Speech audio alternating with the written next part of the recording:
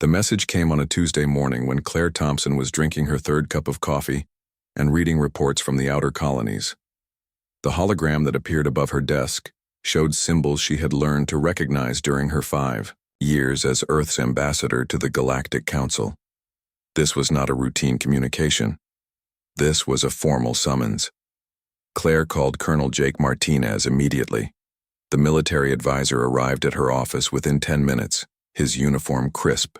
Despite the early hour, Jake had been her partner in navigating the complex politics of galactic civilization since humanity first joined the Council 37 years ago. He was the kind of man who could read a room full of aliens better than most humans could read their own species. "What do you think it means?" Claire asked as they both stared at the message hovering in the air between them. Jake frowned and ran his hand through his gray hair. "Nothing good. The Council doesn't call emergency sessions unless something big is happening. Really big." The transport ship that carried them to Kelthera Prime was one of the newest human vessels, equipped with the best technology Earth could offer. But as they approached the massive space station that served as the Council's headquarters, Claire felt small. The structure was larger than any human city, built by 17 different species over thousands of years. Each section reflected the architecture and needs of its builders, creating a beautiful but alien skyline against the stars. The Council chamber was filled when they arrived. Representatives from all 17 member species sat in their designated areas, their forms as varied as the worlds they came from. The tall, graceful Altarians with their silver skin and large eyes occupied the central platform. The insectoid, Krathik's delegation buzzed quietly among themselves. The aquatic Mirdani representatives floated in their environmental suits, their tentacles moving in patterns that Claire had learned indicated deep concern. High Counselor Vex Thul of the Altarian Confederation rose from his seat. His voice, when he spoke, carried the weight of authority that came from leading the most advanced civilization in the galaxy. "Honored representatives," he began, "we face a crisis unlike any in our recorded history." The chamber fell silent. Claire noticed that even the usually active Krathiks had stopped their constant chittering. Vexthul gestured, and a 3-dimensional map appeared in the center of the chamber. It showed the galaxy with different colored dots representing member worlds and their territories. But along the outer rim, entire sections were marked in angry red. 3 months ago, our long-range sensors detected an unknown fleet emerging from the void beyond our mapped territories. We designated them as the Zerathi Empire. Initial contact attempts were met with immediate aggression. The map changed, showing the movement of red markers deeper into Council space. Claire watched as system after system changed from blue to red, indicating conquered territory. "Our first engagement occurred at the Proxima Relay Station," Vex Thul continued. "Admiral Zefkai commanded a fleet of 200 vessels, including our newest battleships. The enemy force numbered approximately 1,000 ships, but their technology far exceeded our expectations." Another image appeared, showing the wreckage of what had once been a massive space battle. Claire had seen destruction before, but this was different. The alien ships weren't just destroyed, they were completely annihilated, reduced to their basic atoms. The second engagement took place at the Helix Nebula mining colony, the High Counselor said. Admiral Merthosa led 400 ships in a defensive action. The result was the same: complete defeat. Jake leaned forward in his seat.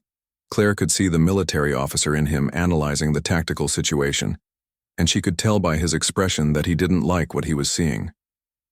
The third battle occurred just last week at the Kepler defense grid. 800 of our finest warships, commanded by Admiral Klickstar of the Hive Worlds. Not a single ship survived to report what happened. The silence in the chamber was complete. Now, Claire realized she was holding her breath. "We have analyzed what little data we recovered from automated beacons and scout drones. The Zerathi possess weapons capable of cracking planetary cores. Their defensive systems absorb our most powerful energy weapons without apparent damage. Their ships are larger than our space stations and more numerous than our entire combined fleet." Counselor Zeph High of the Crystalline Dominion spoke next, his voice ringing like struck metal. "They have sent us a message: surrender or face complete annihilation. Every species that has refused their terms, has been exterminated. Their worlds are silent now. Claire felt a chill run down her spine. She looked at Jake, who was staring at the tactical display with the expression of a man doing calculations he didn't want to complete. This brings us to the purpose of today's emergency session, Vexthul said. The Council has reached a unanimous decision regarding the protection of member species. We must act quickly to preserve what we can before the Zarathi arrive in force. The High Counselor's large eyes turned to focus directly on Claire and Jake. Ambassador Thompson, Colonel Martinez, the Council hereby formally requests that humanity immediately begin evacuation procedures for Earth. Your species will be relocated to the designated colony worlds of Kepler 442b and Gliese 6667c. These worlds are remote and have been selected for their distance from likely Zarathi expansion routes. Claire blinked, not sure she had heard correctly. I'm sorry, could you repeat that? Earth must be abandoned, Vexthul said simply. Human industrial capacity and your species' tendency toward technological innovation make your homeworld a prime target for Zarathi conquest. Better to preserve humanity on remote worlds than lose everything defending a single planet. The chamber buzzed with what Claire had learned to recognize as agreement from the various species. They were nodding, chittering, and gesturing in ways that indicated consensus. Jake stood up slowly. You want us to abandon Earth? It is the logical choice, said the Merdani representative, her voice bubbling through her translator. Evacuation ensures species survival. Defense ensures extinction. Claire rose from her seat and looked around the chamber at the representatives of 17 advanced civilizations. These were species that had survived for thousands of years, that had built wonders spanning solar systems, that had created peace across the galaxy. No, she said quietly. The words seemed to echo in the vast chamber despite the soft volume of her voice. The buzzing and chittering stopped immediately. Ambassador Thompson, Vexthul said, perhaps you misunderstood the situation. Claire straightened her shoulders and spoke clearly so that every translator in the chamber would catch her words. I understand perfectly, High Counselor. You're asking humanity to abandon our homeworld without a fight. You want us to run away and hope the enemy doesn't find us. She paused and looked around the chamber. The answer is no. The council chamber erupted into chaos the moment Claire's refusal echoed through the translation systems. The insectoid Krathiks began their rapid clicking that indicated extreme agitation. The crystalline beings' voices rang like breaking glass as they spoke over each other in their mineral language. Even the usually calm Merdani were creating bubbles of distress in their environmental suits. High Counselor Vexthul raised his hands for silence, but it took several minutes before the various species settled down enough to hear him speak. Ambassador Thompson, he said, his silver face showing what Claire had learned to recognize as deep concern among his people. You cannot be serious. This is not a matter for debate. This is survival. Counselor Zeph of the Crystalline Dominion stood, his body catching the chamber's lights and throwing rainbow patterns across the walls. The human species numbers barely 8 billion individuals spread across only 4 worlds. The Zarathi have destroyed civilizations 10 times larger without apparent effort. The Hive Queen Krathiks spoke next, her words translated through the rapid clicking of her mandibles. Your species has been part of our council for less than 4 decades. You have seen neither the scope of galactic war nor the price of stubborn resistance. Entire species have been eliminated for refusing Zarathi terms. Claire remained standing, her hands clasped behind her back in the military posture Jake had taught her years ago. I understand the risks, honored counselors, but humanity has a saying, give me liberty or give me death. We would rather die fighting than live running. The aquatic Merdani representative, Glomari, created a pattern of distressed bubbles before speaking. This is illogical. Survival allows for future resistance. Death ends all possibilities.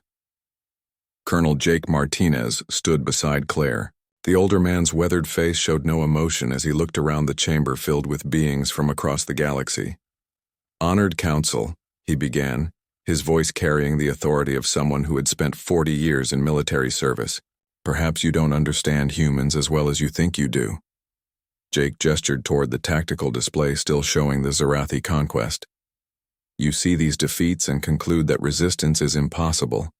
Humans look at the same information and see something different. We see an enemy that can be studied, learned from, and eventually beaten. Counselor Vexthul's large eyes blinked slowly. Colonel Martinez, the tactical analysis is clear.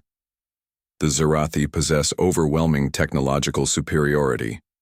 Their weapons can destroy planets. Their defenses make them nearly invulnerable. Nearly, Jake said, emphasizing the word, which means not completely.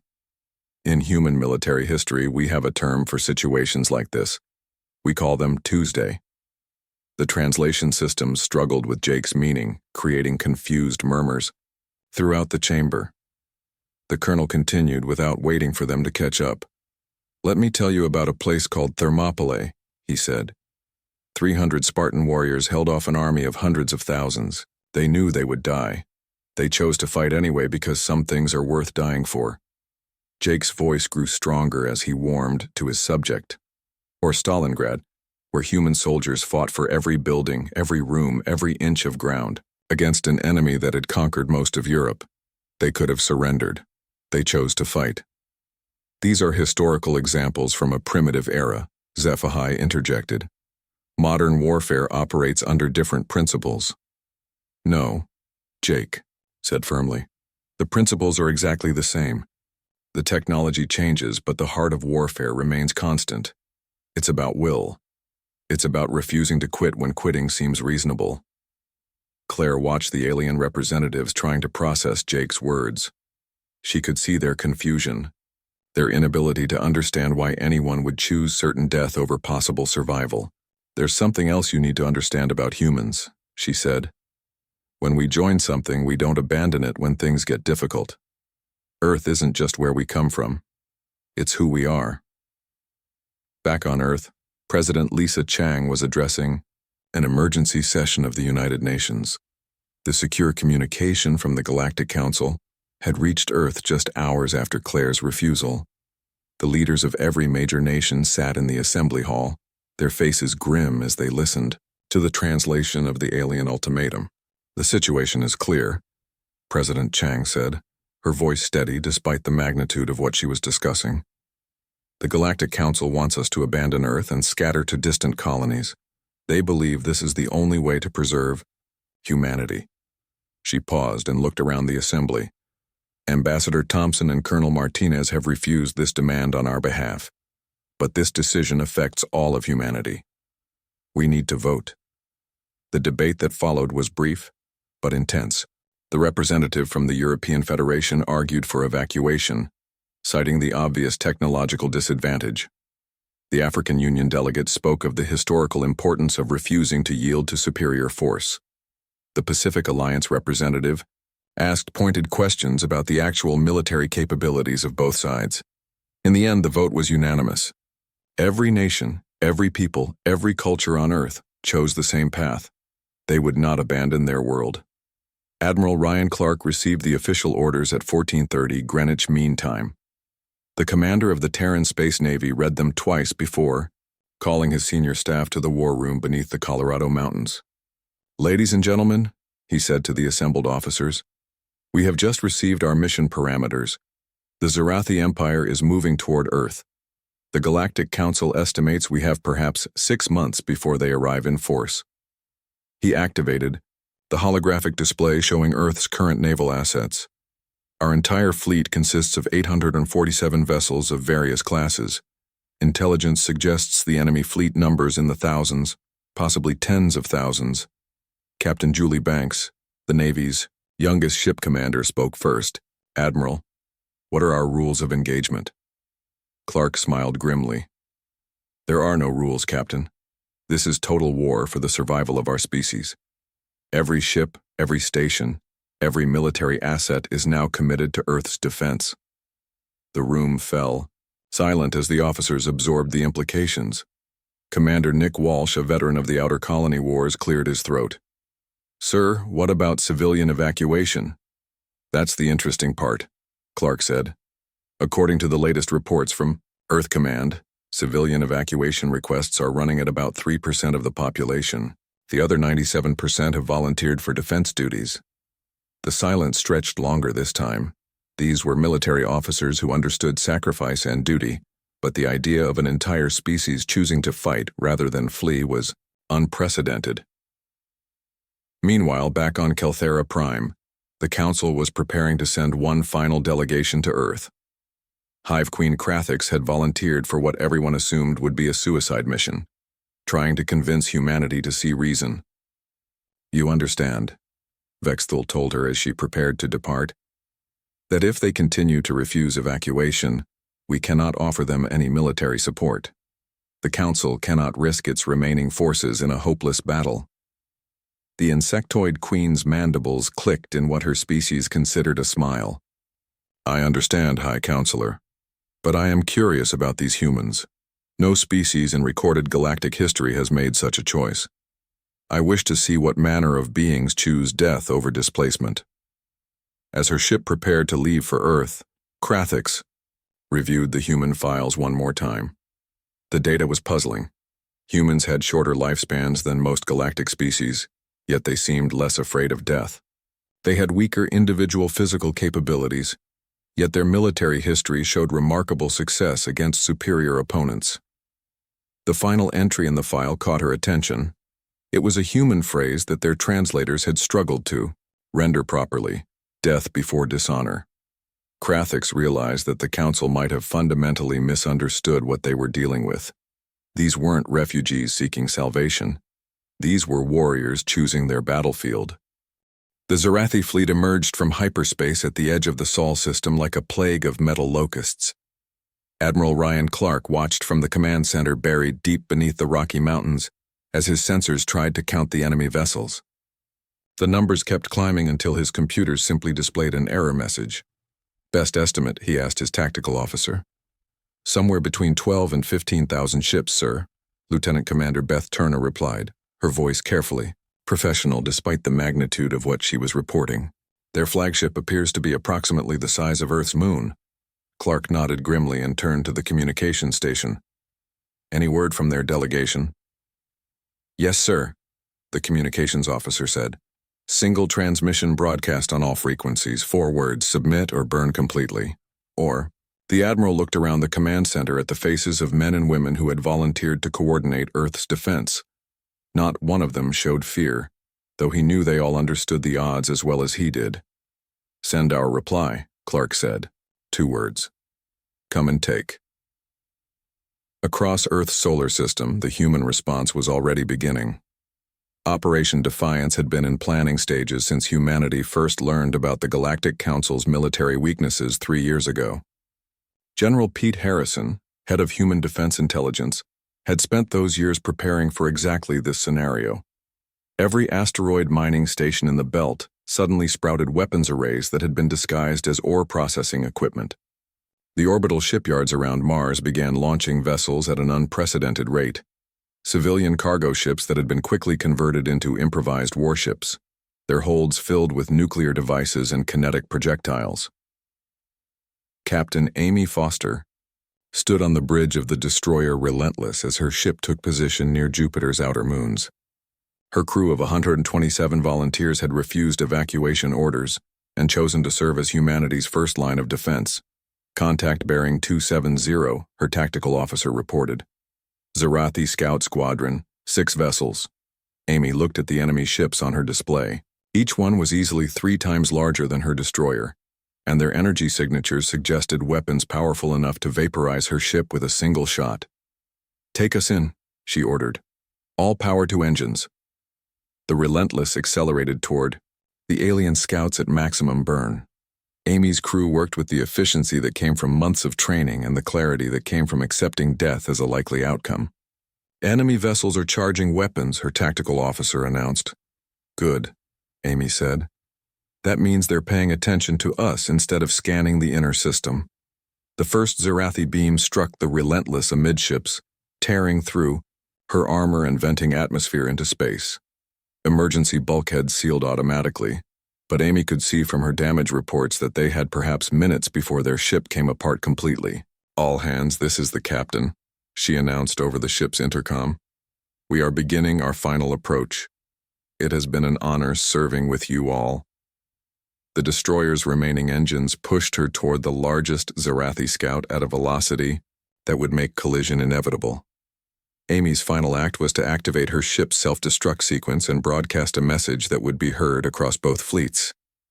"Tell them we were here," she said, as the Relentless struck the enemy vessel, and both ships vanished in a sphere of nuclear fire.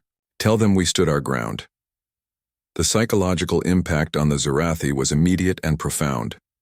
War leader Thexmore had conquered 47 star systems and eliminated 12 different species. He had never encountered beings who would deliberately destroy themselves rather than attempt to escape. His tactical analysis computers were providing readings that made no sense.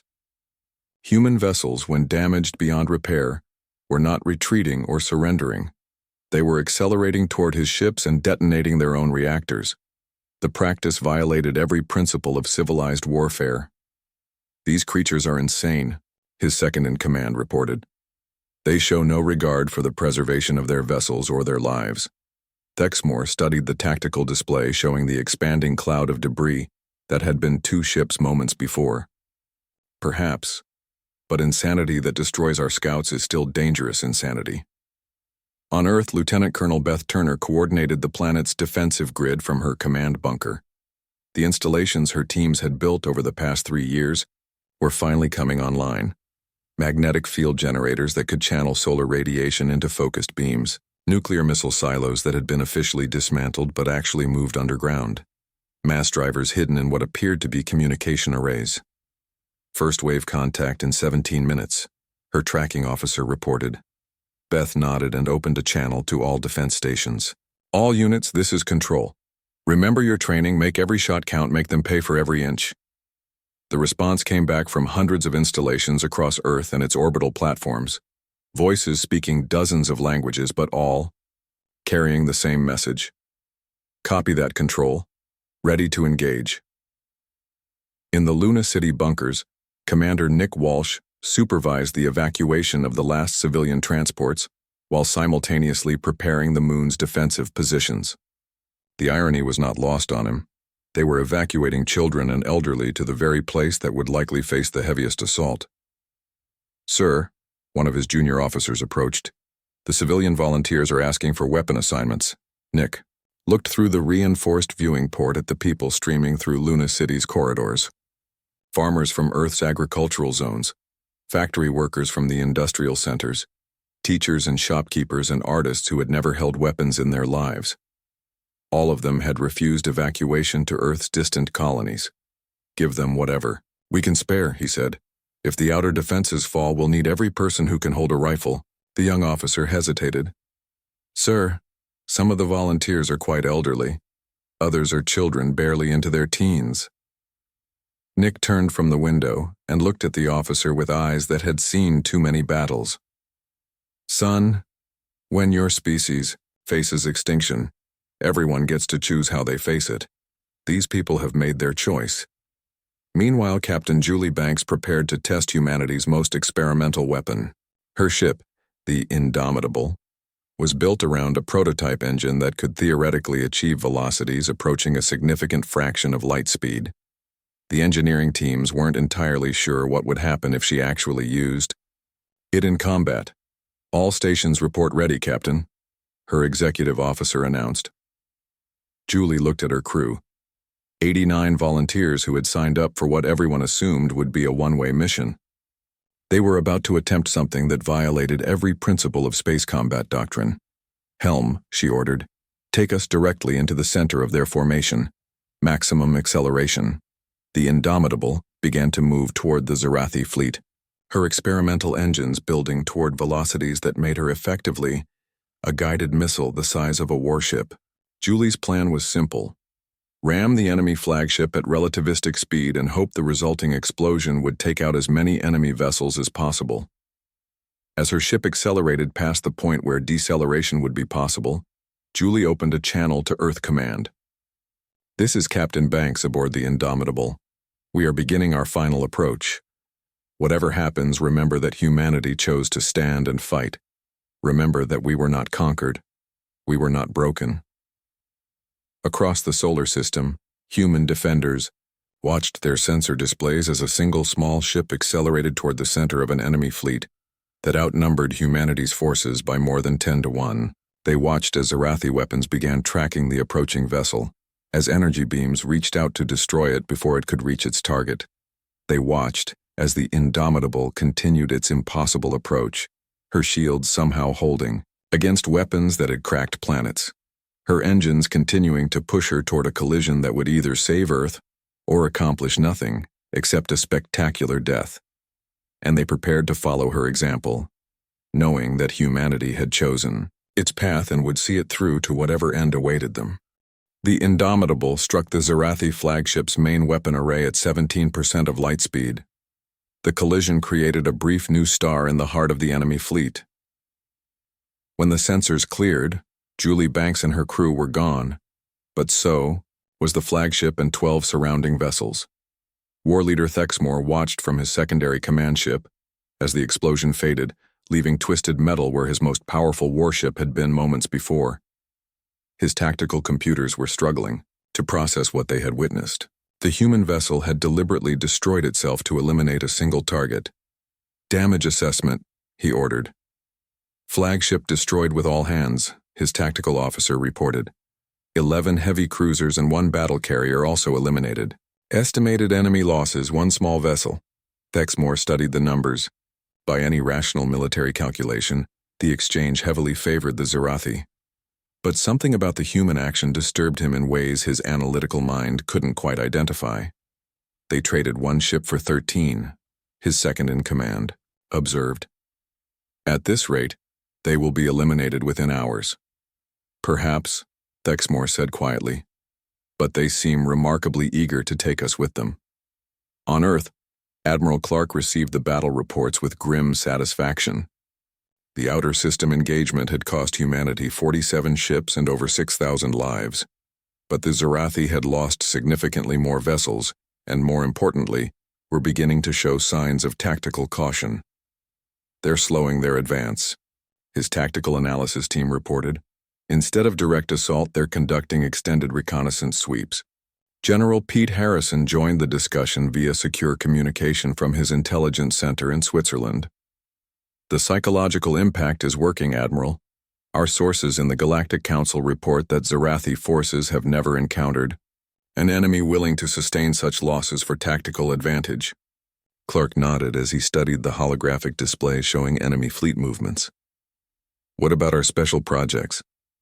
"Phase 2 is ready to deploy," Harrison confirmed.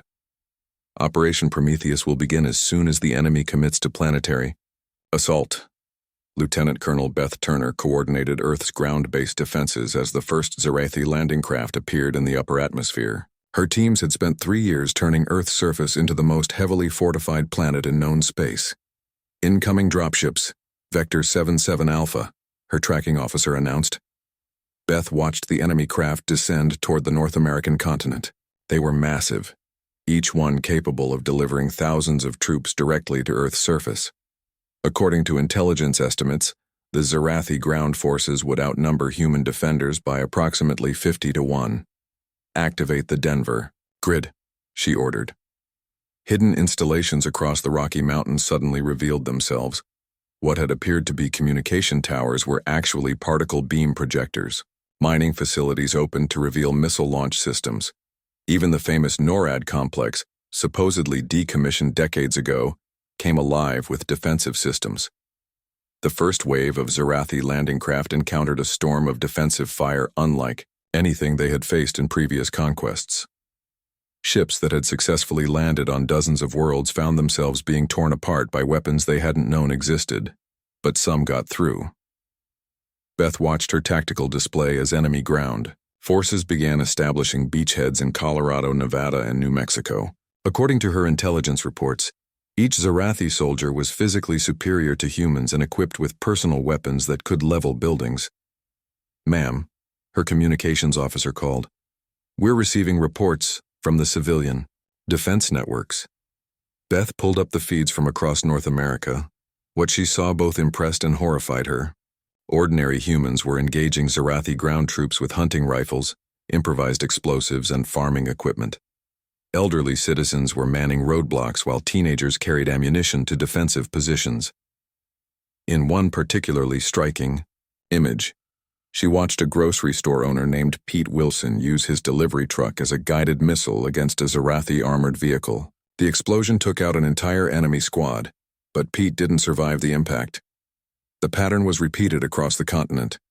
Humans were treating every battle as if their individual survival mattered less than inflicting maximum damage on the enemy. On Luna Base, Commander Nick Walsh prepared his final defensive line as Zarathi assault troops breached the outer perimeter. The moon's low gravity should have favored the aliens, but human defenders had turned the environment to their advantage. "Sir," Sergeant Katie Miller reported, "civilian volunteers are requesting permission to join the perimeter defense." Nick looked at the group of refugees who had somehow armed themselves with construction equipment and mining tools. Among them he recognized Dr. Andrew Chen, a physicist who had been evacuated from Earth's universities. The elderly man was holding what appeared to be a modified plasma cutter. "Dr. Chen," Nick said, "you should be in the safe zone with the other non-combatants." The physicist smiled grimly. "Commander, my life's work has been studying stellar physics. I know more about energy weapon principles than most of your soldiers. Besides, there is no safe zone if we lose here." Nick looked around at the faces of people who had chosen to fight rather than hide. "All right, people, you know what we're facing. The enemy is stronger, faster, and better armed than we are. Any questions?" A voice from the back of the group called out, "Yeah, where do you want us to start shooting?" The final assault on Luna Base lasted 14 hours.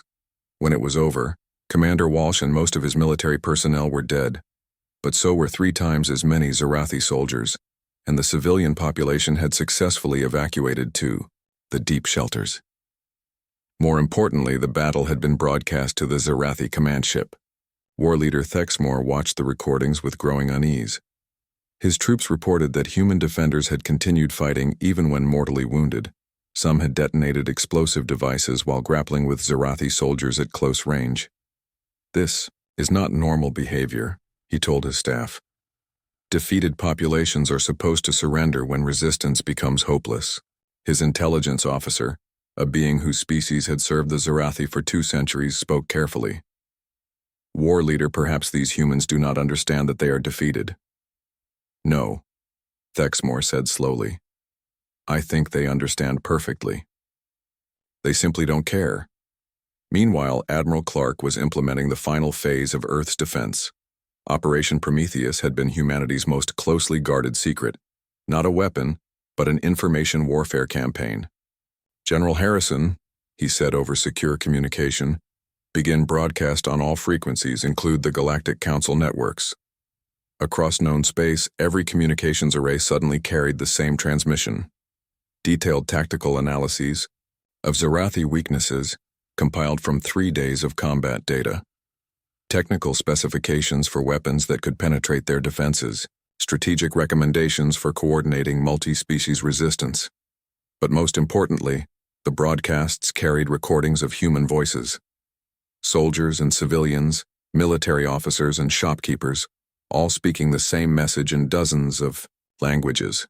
"This is Earth," the voices said. "We are humanity. We stand here not because we believe we can win, but because some things are worth dying for. We share this information freely. Use it to defend your own worlds. Remember that when the darkness came, someone chose to fight. The psychological impact rippled across the galaxy within hours. Species that had accepted Zarathi conquest without resistance suddenly began asking why humans alone had chosen to fight.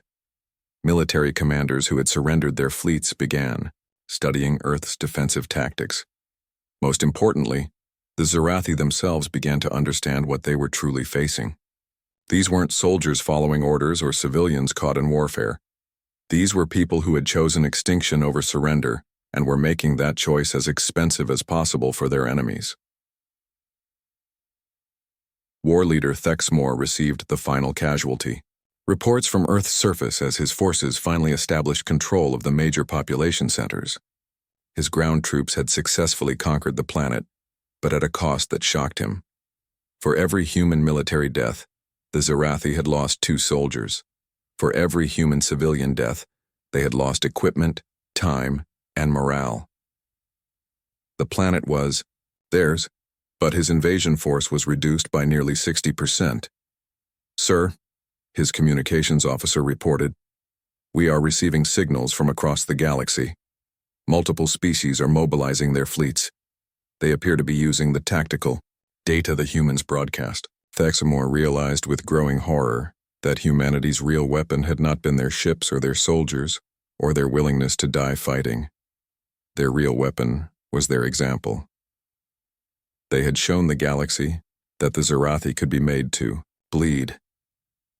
The conquered Earth beneath his feet suddenly felt less like a victory and more like the first step toward a much larger war.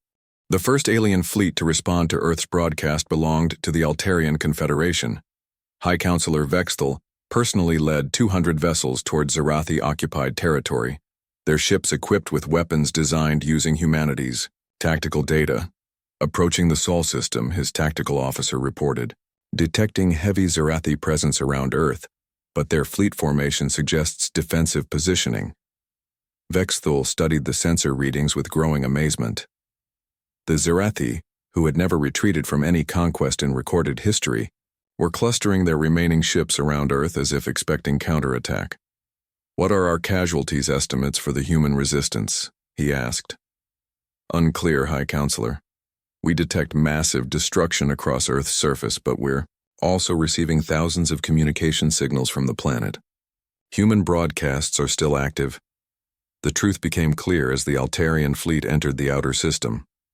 The Zerathi had conquered Earth, but at such enormous cost that they lacked the strength to continue their expansion.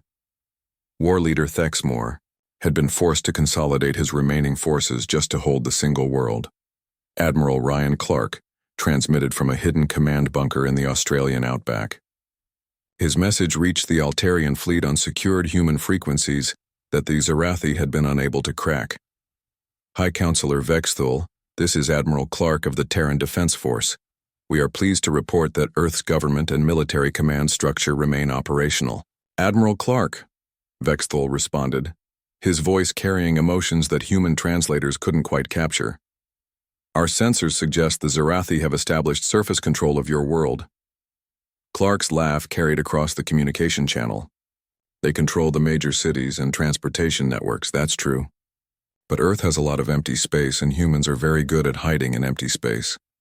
The reality of Earth's situation gradually became clear to the arriving Altarian forces. The planet's surface showed extensive battle damage, but human resistance had never stopped. Underground networks, hidden in mountains and forests and ocean depths, continued to coordinate attacks on Zerathi positions. More significantly, the cost of holding Earth was bleeding the Zerathi Empire dry. Every day required massive resources just to maintain their occupation force. Every supply convoy faced human attacks.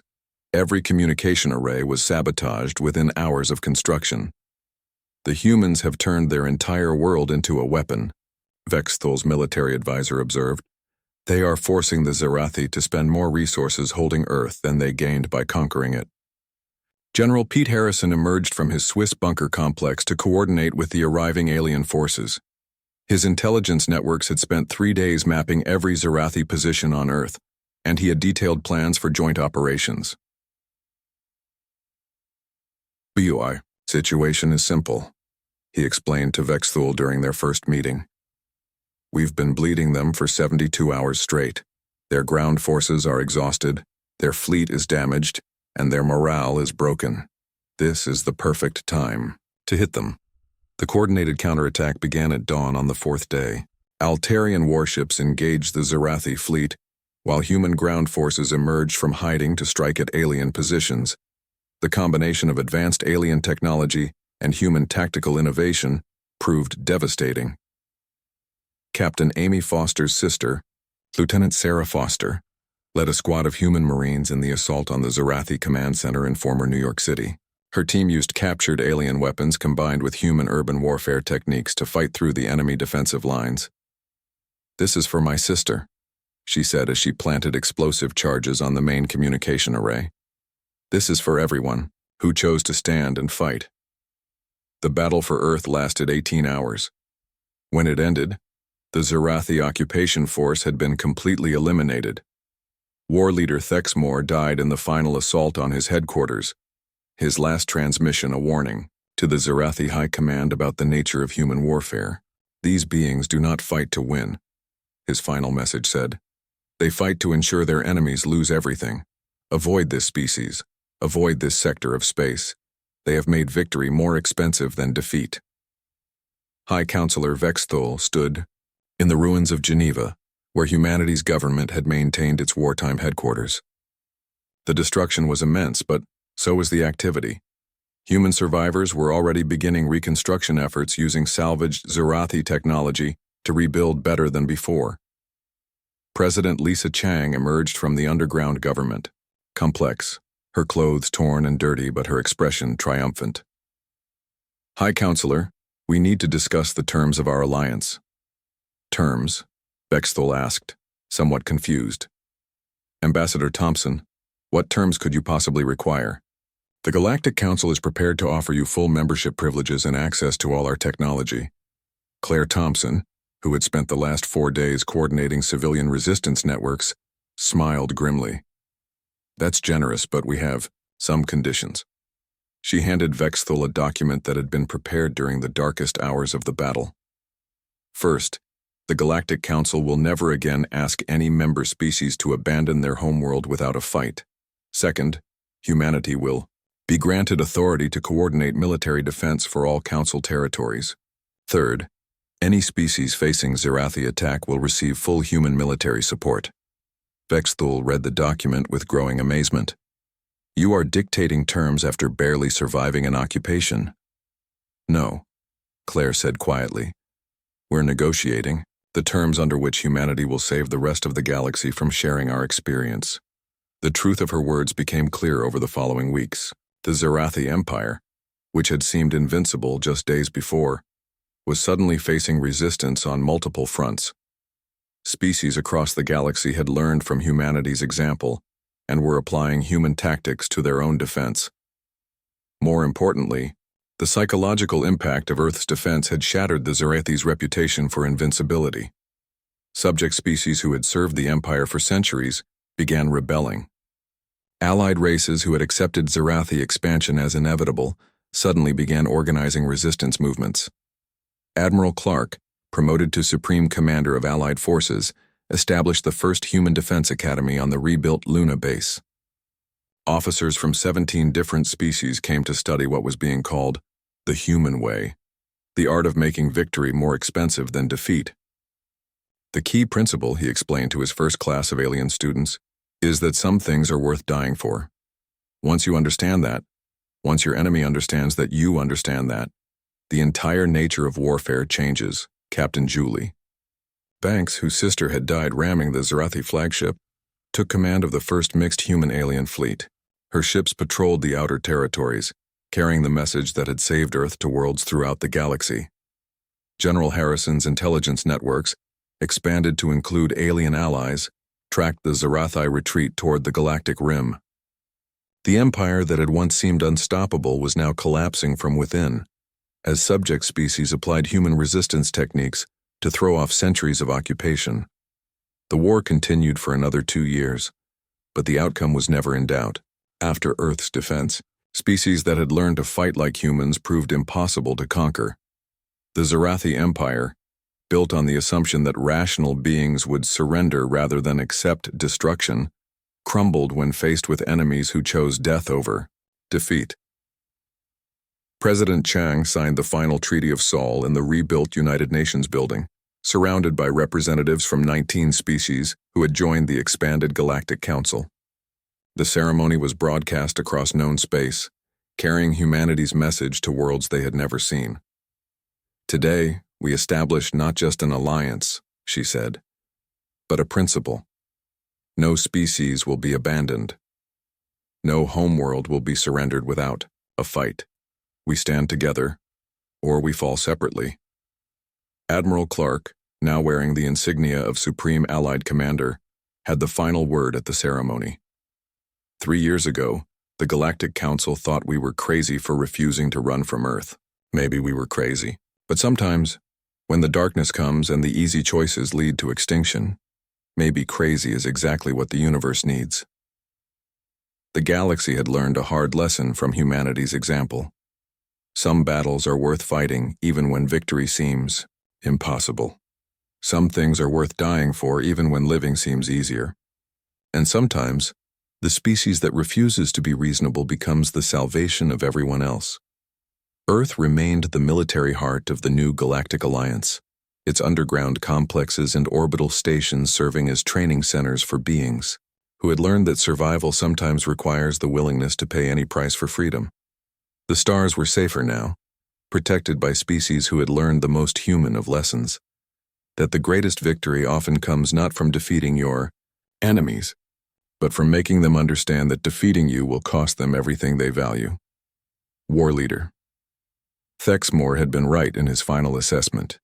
Humanity had made victory more expensive than defeat. In doing so, they had saved a galaxy.